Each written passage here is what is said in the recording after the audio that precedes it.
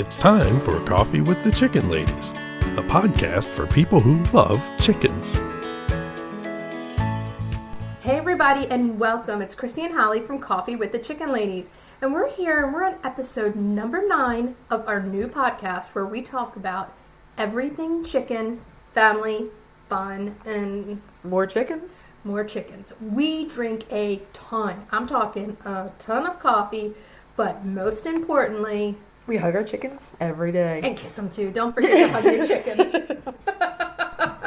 Today we're brewing coffee from a local coffee house here in Bel Air, Maryland. Coffee. Holly Ann, what kind are we brewing today? I think that was straight Colombian coffee. Straight Colombian strong coffee. If you love great coffee and scones and are local, head on over to Coffee. You will not be disappointed. Here we are, again, mid-January. Got the January blahs. Blah. It's January. What have you been up to? Pretending that I'm happy that it's mid-January. I know. We always say we're not going to complain about weather, but... Really? We're talking about when we can start putting up more sheep fencing. Nice. Sometime soon, I hope, but you know how it goes. And I'm trying to figure out what chicks I want to get this spring. I'm really going crazy here. I've been thinking about chicks a lot, too. But I'm like, one day closer to spring every day we go through in January. Right. So I'm like, oh, it's cold, but it's one day closer to spring. Right. Come on. I've got like 2 or 3 breeds that I'm obsessing over, and I can't make up my mind. Well, you got to do that. You got to make up your mind. Tell Pete which kind of chickens he's going to get you. He's no help. No, he's not helping me. He's like, whatever you want, honey. Sure. You know what else I've been doing a ton of is reading. Yeah. I know when you got Click with Your Chick. Yes. And then I bought Click with Your Chick. For $6 cheaper than I did. Cyber Monday deal, man. So I've been doing a ton of reading. And I was reading her book. It is amazing. It is amazing. I think it is the only book in existence about chicken training. It opens your eyes, which mine were already open about how smart they are. We were talking about the wonderful Giene Keyes. Yes. And Click with Your Chick. That is an amazing book. That one that we've been reading. Right.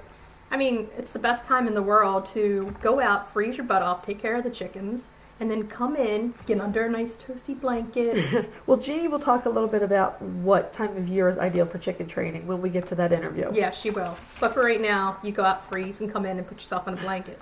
And read. Okay, so what I want to do is take a minute to tell you about Iowa Blue Farms. It is a woman-owned, family-run, all-natural chicken treat company in the Midwest. And we love those women-owned businesses. We do. Double thumbs up. They make 100% all-American oven-dried black soldier fly grubs for all kinds of poultry. So whether you have chickens, turkeys, geese, anything you have, they're going to love these grubs. And we've been saying this all along. These chickens know this blue bag. They do. They lose their mind when they see it. They see it, and they're like wagging their little tails, looking for it coming.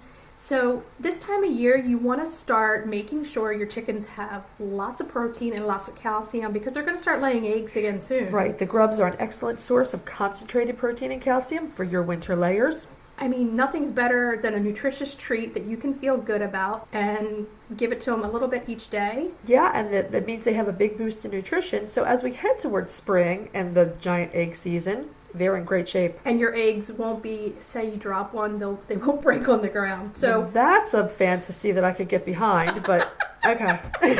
So if you haven't Unbreakable eggshells. Yeah, if you haven't yet, go over to their website at www.iowabluefarm.com and check out their selection of grubs and great feed, and always baked with love. Shipped with care, and shipping is always free. Always free. So, why don't we move on to our Breed Spotlight? Breed Spotlight.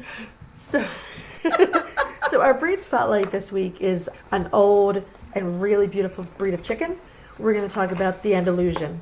I was amazed when I was looking up about the Andalusian and looking online at pictures of this chicken.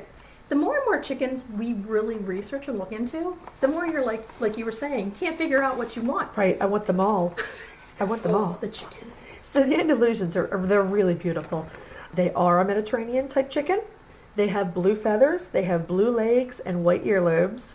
Every chicken that it's like these white earlobes keep coming back at us. They're really fascinating breeds, the Mediterraneans. They are, and I'm loving them. And you know what? They are gorgeous. They have the blue feathers, blue legs. It's like blue feathers with like a darker blue penciling. It's gorgeous. Lovely. So they're most likely derived from Castilian chickens from Castile, Spain. In Spain. They may have developed in the Andalusian region of Spain. Okay. But they also could have developed in other areas of Spain and simply been exported through a port city in Andalusia. Right. That's a possibility since so many breeds are named after geography. And they've been here a fairly long time, since 1800s. Right. So they arrived in the U.S. somewhere between 1835 to 1850. Right. Scholars think probably closer to the 1835. They were an early entry into the American Poultry Association. The Blue Andalusian was accepted in 1874. Wow. The hens are excellent layers. Medium-sized white eggs, 3 to 4 a week. I would not expect anything else but that, Exactly. being Mediterranean. And like the other Mediterraneans, the hens rarely go broody. So if you decided you wanted to breed the Andalusians, you would want a broody breed or an incubator. Yeah, you're definitely going to have to pick another. Hey, one of my Orpingtons would be like gladly raising her wing. Absolutely. I'll sit in the box for a while. Right? I want babies. I will do it. I will do it. The other thing that we were looking into is that they do resemble the Black Spanish, which is one of our favorite chickens. Yeah. And if you haven't heard our very first episode, we talk a lot about the Black Spanish. In episode 1, right? Yes. So this chicken kind of resembles this Yeah, other they one. do. The Livestock Conservancy notes that the Andalusians resemble the Black Spanish in body type, but they're often as much as a pound less in weight, Okay. which makes them a smaller chicken. They have a straight comb, and the hens have this adorably floppy comb. Which a lot of the Mediterranean breeds, the hens have floppy combs. It's such a jaunty, cute little thing. It's charming. And all Andalusians have slate blue legs and feet. So cool. Yeah. So here's where it gets really interesting with the Blue Andalusian. They were developed by breeding black birds to white birds. Okay, I can see that. And so that means that they won't always breed true as a blue bird. So if you breed 2 blue Andalusians together, about half of the offspring will be blue. Okay. About 25% will be black. The other 25% will be white. And somewhere mixed in with that black and white, you can get splash. And the splash Andalusians are gorgeous. Oh, yeah. But if you're trying to breed true blue, you just have to be aware that... It's a luck of the draw. Right, only half of the offspring is going to breed that true You're blue. like sitting there at the eggs, like, come on with your fingers crossed. So like the other Mediterraneans, Andalusians are excellent foragers. They're very, very active, and they love to free range. Yeah. They're a very heat-hardy breed. Again, The Mediterranean is very warm. typical. They do not fare well in very cold climates. They have big combs. They're skinny. Yeah. They don't have a lot of body fat to keep them warm. Right, smaller body type, not So- as much mass. Right, exactly. And those combs, we need to protect those combs from the cold if we're gonna have them up frostbite. here in the north. Just a note, I'm not sure how many people realize this because chickens are so stoic, but frostbite is very painful. Oh yeah, I can't imagine. All the nerves that they have in those combs and wattles. Oh yeah. You might just see a little spot and think that's not a big deal, Right. but it's quite painful to the chicken. It's always good just to coat the combs when it's anywhere near in the low 30s. Right. With some green goo, Vaseline, anything that can help protect them. It, right. And then if you're in a climate where the temperature is getting so low that the blood vessels in the comb and wattles and the feet will freeze, might be time to flip on that cozy coop heater. Yeah. A safe heating option. A safe heating option. It's good. Look into it. It's new technology. It's much safer than anything else. Keep your birds comfortable and don't let them develop horrible frostbite. So a bird like the Andalusian would do very well in southern U.S. states. Yes. Or either coast, especially, I'd say the mid-Atlantic. I don't hot, know. humid. Do you think the Mid-Atlantic might be a little too cold? Well, I did. Or I did is it say like the with- Leghorn? The Leghorn does fine. My Leghorn Yeah, they does do fine. great, but I think you need that winter protection. That's You the one definitely caveat for it. need- Yeah. So if you want to get your hands on these absolutely beautiful chickens, My Pet Chicken does have limited numbers of chicks Okay. available. You can also check the Livestock Conservancy's breeder directory. Right. Since they are on the Livestock Conservancy's conservation list, you can go to the breeders directory. Right. Plug in your zip code, find if anyone nearby has chicks or hatching eggs, The Sandhill Preservation also sells breeding stock. It's a cool chicken. They're really, the more I look at them, the more beautiful I think they are. So now I'm like, Andalusians, white-faced black Spanish, Sicilian buttercups, The more we look at more Javas. chickens, the more that we just say we want all the chickens. We want all the chickens. So, yeah. Okay, so what this leads us to is we're going to kind of move on from this. Speaking of Andalusians, the person that we recorded an interview with, Giene Keyes, who actually wrote the book Click With Your Chick that we've been reading. Yes. And Andalusians, that's her chicken. Right. She loves these chickens. And Jeannie's wonderful. She loves chickens in general. Right. She loves the Andalusians. It's a really great interview. It's a really great book. It is. I mean, we highly recommend that you give it a read. It's so good. So what we're going to do is now play that interview that we pre-recorded for you. And here she is, Miss Giene Keyes. Thank you. I'm so excited that you found me and I found you, and this is great. I'm so excited to talk about chickens. Yay! We love talking chickens all the time. So both Holly Ann and I have your book, and then we started talking, and we were like, we have to talk to Jeannie. We have to. Awesome. Thank you. So you're a professional dog trainer. Yes. And you have chickens, so you just decided the natural progression of things would be to work with your chickens? Yes. So I actually got chickens originally to help better my timing and observation skills in my dog training. Okay. Because, chickens are quick and you can't just pat them on the back and say, good chicken, and have them go, hey, that's awesome. Right. You have to keep them engaged and you have to keep them wanting to be with you. You're not holding them on a leash, kind of forcing them to be with you. So you have to really keep them engaged. So that was the main reason that I got chickens. And then pretty much every single person I've ever spoken with that just gets chickens ends up loving their chickens. 7-8 years later, here I am with chickens. They're a totally lovable animal that is so much smarter and has so much emotional capacity, much more than people give them credit for, which is going to lead me into our first question is, how intelligent do you believe that chickens are in the world? It's crazy. I once was speaking with a woman that had chickens, and she had a really great analogy. She said, chickens' brains are about this big, but they're like a little computer chip in their brain that's been evolving for millions of years. And so chickens really know well what they need to know. So when you're training a chicken, it's amazing to see them work through problems and figure things out. Oftentimes, people will just happen to ask me about chickens, and 10 minutes later I'm like, oh, but you're sorry that you asked me about chickens because I'm still talking about them. But the main thing that I love to just profess about them is their intelligence. Exactly. People have and I had no idea, frankly, before I got them. I mean, I assumed that they were semi-intelligent animals. They've been around long enough, so they should be. Right. But, just like with a herd of cattle, you see them as a herd. You don't think of them as individuals. You don't think about what goes on in their minds. But when you take one chicken and you even just spend a small amount of time with it, observing it and hanging out with it, you can see that they're clever.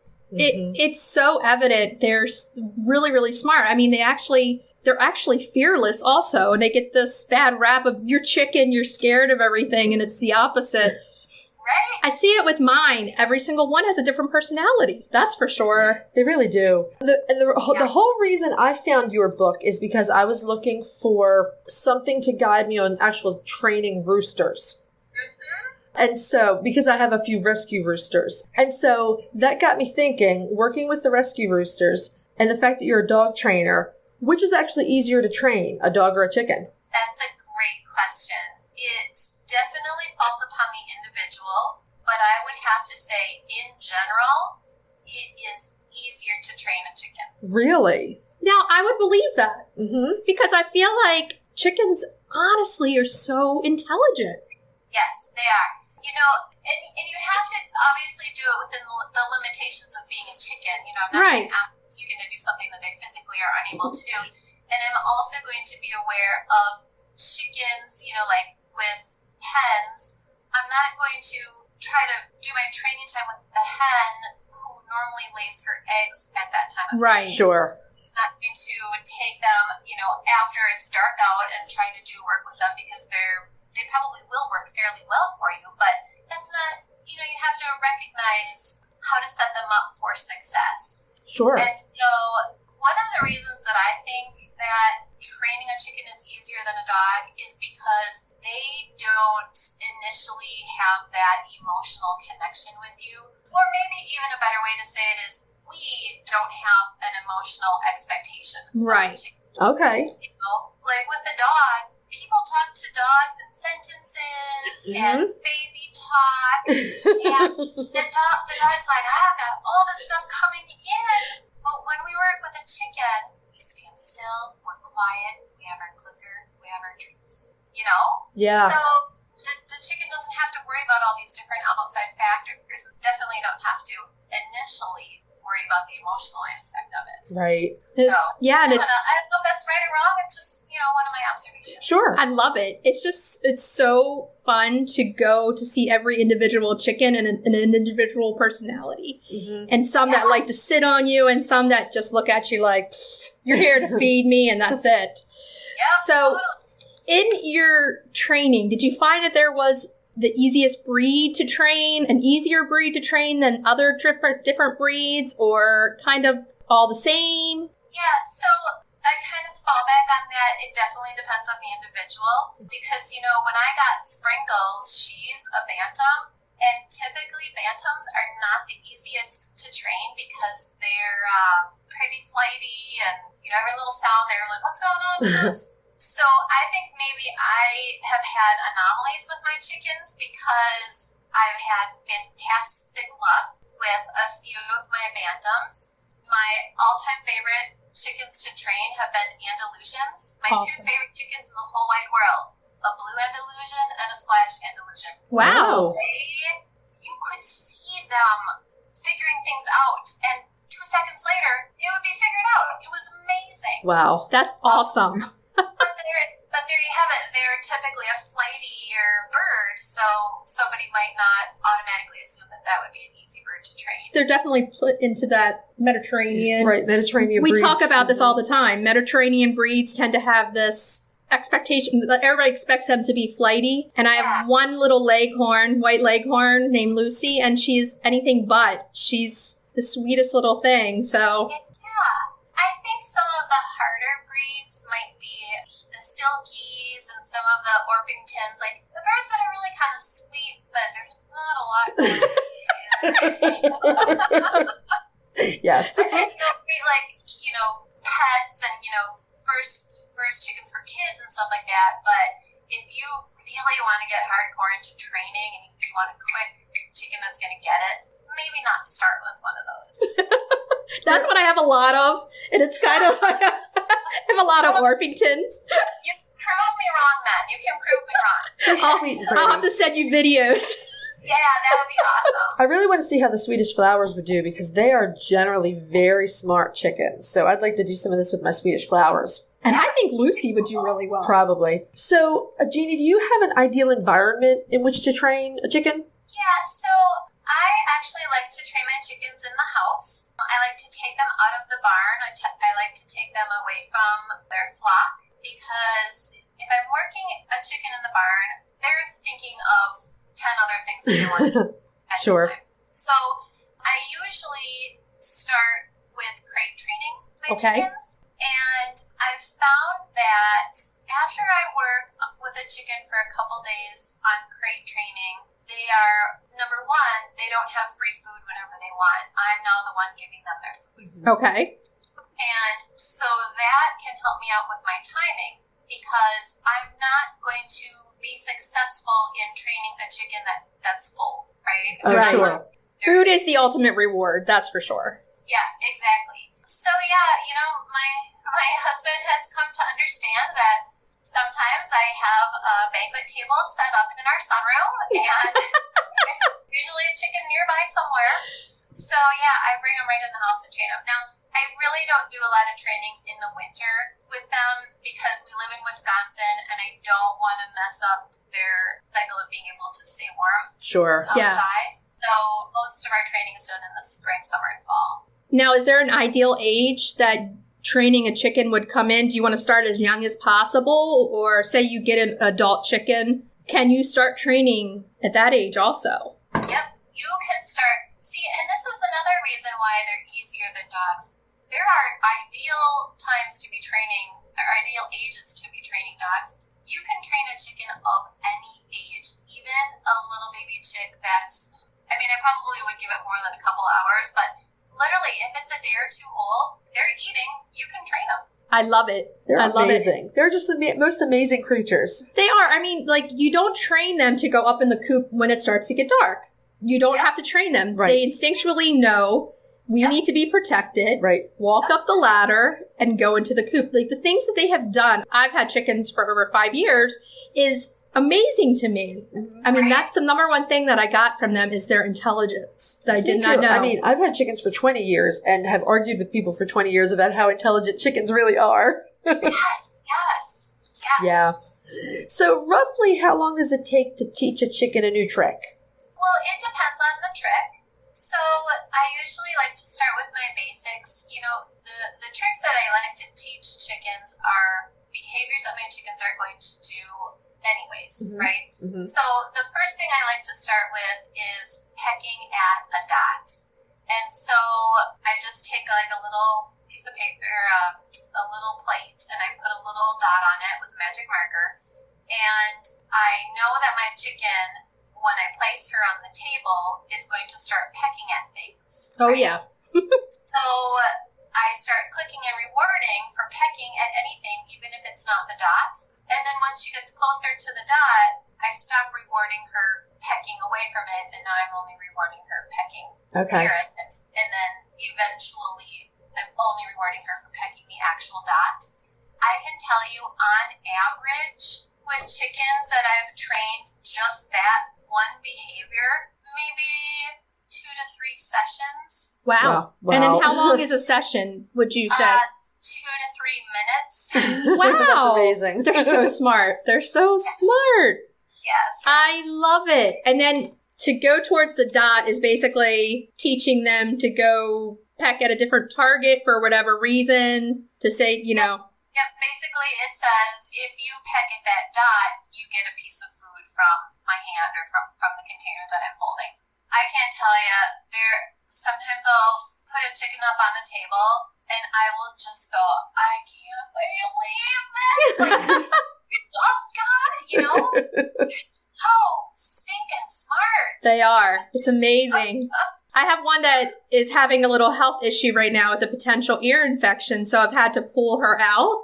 And she'll go out during the day, and at night I was bringing her into a crate to sleep because her balance was off. Oh, sure. And now she's feeling better, but she still is crying at the gate and won't go up in the coop. And when you open the gate, we have 3 acres, and the coops are on the back. She runs the whole length of the yard to the garage. Yes. And gets in the crate to sleep. And it's only been like 2 weeks that we've been doing this and medicating her. That's what you were cracking up the other day. It's very funny. It really is. I mean, she just goes, she's like, I'm not going in there. Are you crazy? I'm a house chicken now. I'm going to come in and sleep in the crate. Yeah. You crate trained your chicken and you didn't. Pretty much. I think that's what happened. And it was a matter of 2 weeks. Right? Yeah. Well, I can tell you with Sprinkles, when I was doing the book, so we were taking a lot of pictures of her, you know, she spent a long time in the house with me. She was our house chicken. And you probably will believe this, but most people I say do not believe this. She was potty trained. Oh, I totally believe it. Yeah. Yep. She wouldn't mess in her kennel, and I would open up her crate, and literally, just like a dog, I would open the door. She'd hop only 2 inches outside the door, but I was fine with that. Right. She'd hop 2 inches outside the door, go to the bathroom, come right back in. I've seen that with ours. Like when they're in the crate, they don't go. And then when she comes out, their bodies are on a schedule. It does seem like as everything goes, if you keep it going the same every day, they're definitely on a schedule. And they have the ability to hold it. I mean, a broody hen will. Oh, yeah. She'll hold it until she goes out twice a day and does her thing. Yeah. Totally. Yeah. So this question Holly and I were talking about earlier. Yeah. But I loved it. It was your question. Do you want to? Go ahead. Yeah, okay. So do you always have to work with a chicken one-on-one, or can you do a group session? I love that question. Yeah, I would say you could do both. It just depends on what trick that you want to teach them. Okay. Yeah, no, that's a great question. So, if I want to work on maybe a more difficult trick, I'm going to pull my chicken aside and work with her by herself. But, I mean, you could work with little flock on coming when called, right? Okay. Mm-hmm. You could do something like, say you have 3 chickens and you want to teach them each their name. You work with all 3 of them at the same time, and when you say one's name and they come towards you a little bit, they're the one that gets the treat, but the others don't. And that's how you can teach them their names within a flock. Nice. I love it. Yeah, that's Or great. you could teach them that when you say chick, chick, chick, chick, whoever comes to you the fastest is going to be the one that gets the treat. Now you're going to have a flock that all comes running as fast as they can. That's what I have. Yeah, yeah. Yeah, totally. You could do. It just depends on what you want to work with them on. It was so funny because even when I work with my chickens, I always do which is kind of a click noise, and they respond to it. Yeah, they do. They definitely respond. So, will these methods work with rescue chickens? Absolutely. You know, their name escapes me, but there's a sanctuary in Australia that does a lot of work with the battery hens, the rescue hens, and they get them at 1 or 2 years of age, and they teach them all kinds of tricks. Wonderful. So, I think it really comes down to you're going to get out of it what you put into it. We say that all the time. We say that all the time because Yeah. we think that so many chickens get a bad rap because people get so many chickens sometimes at one time, and then you can't handle physically 40 chickens at once and make them all love you. But if you get 2 chickens, they will have more of an emotional attachment to you. So we always say you get back what you put into them. Mm-hmm. Yeah. When we get day-old chicks, we're walking around with them stuffed in our shirts all day, or my husband's like, are they in here again? Yes, they're watching TV. So we try to just love them as much as possible. Yep, same here. So we're going to ask the big rooster question. Yeah, so the chicken ladies, here at Coffee with the Chicken Ladies, we are big rooster lovers. Probably me more than you. So I've worked with a lot of roosters over the years, and I think I've come up with some really good methods for training, especially aggressive roosters. Yeah. But we're just wondering if you have any extra rooster training tips. For someone who's having trouble, like, with a rooster that's coming after them, or just working with them in general. Yeah. Yeah, so if I want to do tricks, I'm going to separate my rooster just like I would separate a hen. Mm-hmm. And, I mean, you know, if you have, in most cases, if you have an aggressive rooster, as soon as you take him away from his girls, he's fine. Yes. And he's probably very, very lovely. Very sweet. Yeah. Yeah, so there's that. That's an easy thing to do. You Mm-hmm. just remove him from the girls. If you're working with a rooster and trying to reduce the aggression or trying to reduce the rushing at you and fluffing up their feathers, obviously, I don't think a lot of training can come into point there, but I think you can work on doing some behavior modification with that. Not every rooster is going to be cool with it. Not every rooster is going to be cool with every person. Right. I think in general, women have more luck training roosters. Absolutely. Yeah, I would definitely guess that's the case. Yeah, but what I've found is most roosters are not going to hurt a human. Most. Right. They just want to scare you away. Right. It's a natural behavior. It is. Yeah, They're it's doing a what they're behavior. It's millions of years. they're programmed. Yeah. And the way I figure it is, they're doing their job. Yes. If something comes in there that shouldn't be in there, I want my rooster to do that.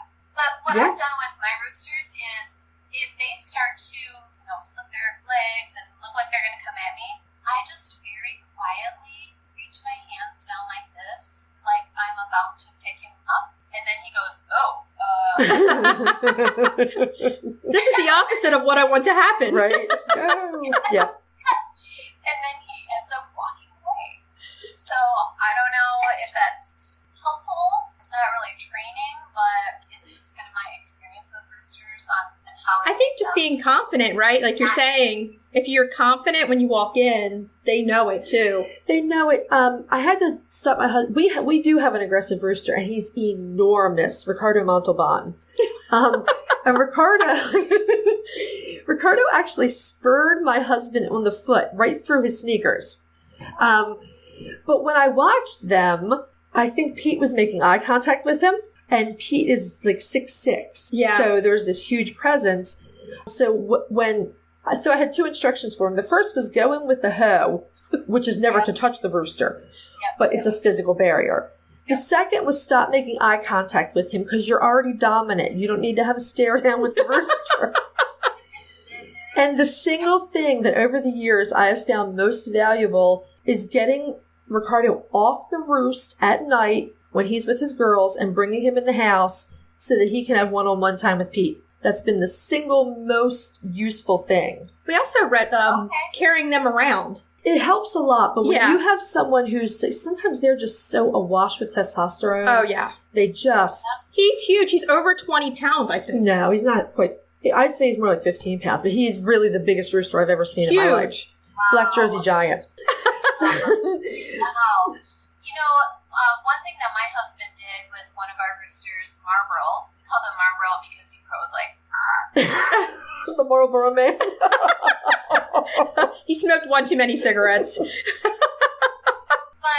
I said, I know you don't want the rooster to come to you, but I bet you could help out by using treats. So for a week, what he did was every time he went into the barn, he had a handful of blueberries, and I asked him to toss, but of course, But he threw the blueberries at Marlboro each time he went in, and Marlboro still didn't love him, but he didn't continue to go after him. Mm-hmm. And so then after that, each time he would go in the barn to feed everybody, he would just take a partial scoop of food and kind of throw it at Marlboro, and Marlboro would stop and start eating, and that way he didn't go after him. So Perfect. Yeah. I think they mellow as they get older, too. And I think the one thing to learn of all of this is they're highly intelligent and they are workable. So you can work with them at any age, like Jeannie's saying, to help with these behaviors and to do different things. So they're intelligent. It's training the husbands, too. Right. Oh, my goodness.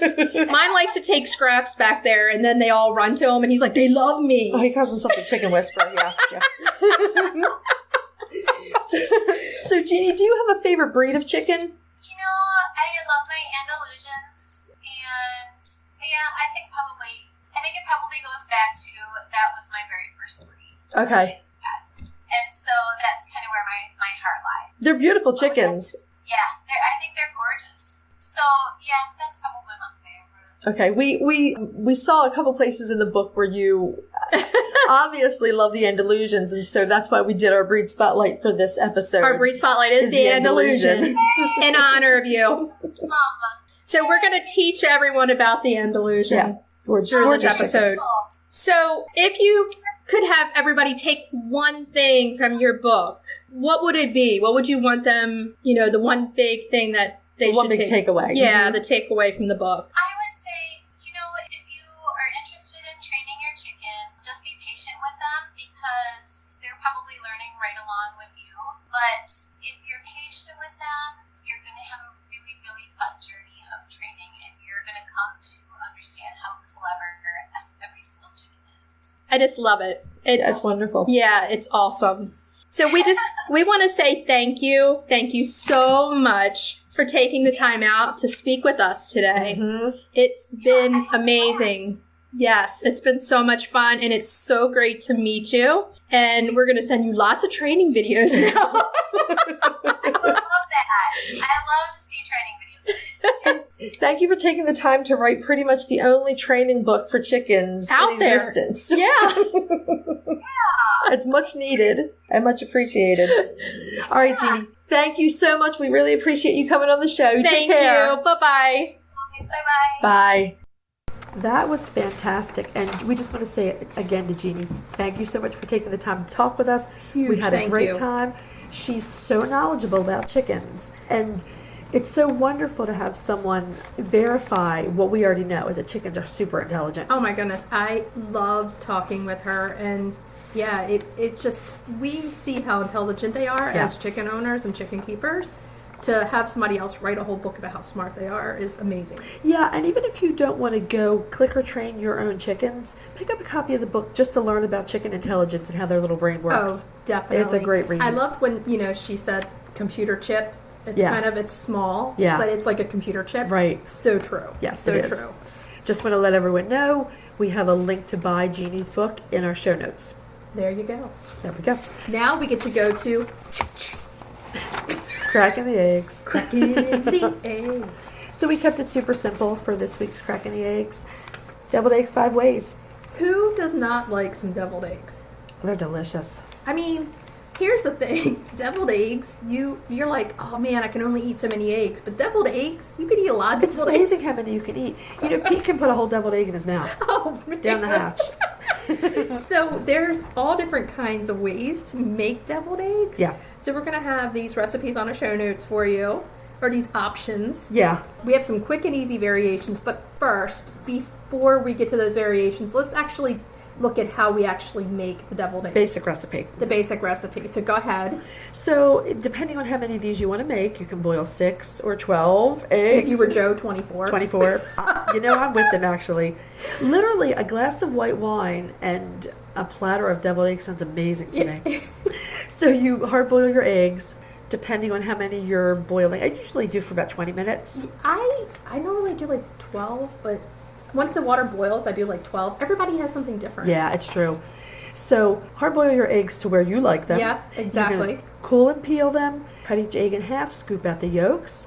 Mash the yolks together with about a quarter of a cup of mayonnaise. A little salt and pepper. Some recipes call for a bit of Dijon mustard. And then here's where you can take it and make it your own. Right. And this is what we're saying. Like, once you get to this point, Yeah. be creative and change it up. Right. My mom always did the classic deviled eggs with paprika sprinkled on the top. Oh, my mom did too. Yeah, that was the thing. Everybody had paprika on top of their deviled eggs. Exactly. So we've got our 5 little variations here. Right. The first one is classic deviled eggs with curry. So you were saying that you always use sweet curry. Yeah, the sweet Madras curry powder, I think it goes really well with the yolk and the mayonnaise. The taste just blend. And I don't particularly like a hot curry. Right. You could switch it out if you want to, though. Yeah, this is one of those things. It's whatever you like. We're just giving some ideas. Right. The second one, I have not tried guacamole deviled eggs. So good. So you can either make some homemade guac or buy it, whatever if you don't have time. And you mix the guac in with the egg yolks. Yeah, you just kind of and then roughly you chop it. the egg yolks, mix it together, scoop it right back in. And then put it in the eggs. The presentation isn't the prettiest, but oh, does it taste delicious. Yeah, that looks like. Now, number 3 is our all-time favorite. We have to say this, but we really don't have to, but it's true. Yeah. So everybody knows by now that we're Maryland girls. And Maryland girls are all about Old Bay. On everything. Right. So we did Maryland crab deviled eggs. Yes, and it's Old Bay. So really, you're doing it the same way as a classic egg. You're going to mix your Old Bay in there. Right. Scoop it back in. Put your lump crab meat on top of the whole thing. Right. You're going to keep this one refrigerated because that crab meat. Yeah. But it is really delicious. Now that's a good one for like maybe Valentine's Day or something. Ooh, yeah. Yeah. Sounds good. Especially since you can't go anywhere these days. Right. Okay, so sweet pickle deviled eggs. Kind of self-explanatory. Totally. And really, I started making this after you made us egg salad with sweet pickles in it, and it was just delicious. Did you use a relish or did you use pickles? You can do both. I've done both. Because I think it would just kind of change the consistency of it a little bit either way. Yeah. Oh yeah. I can never do salads without some sort of pickles. Oh, it's so good. I love it. Tuna dill deviled eggs. That sounds really good. Amazing. I've never had these like this. It's amazing. Myself, but I love dill. Yeah.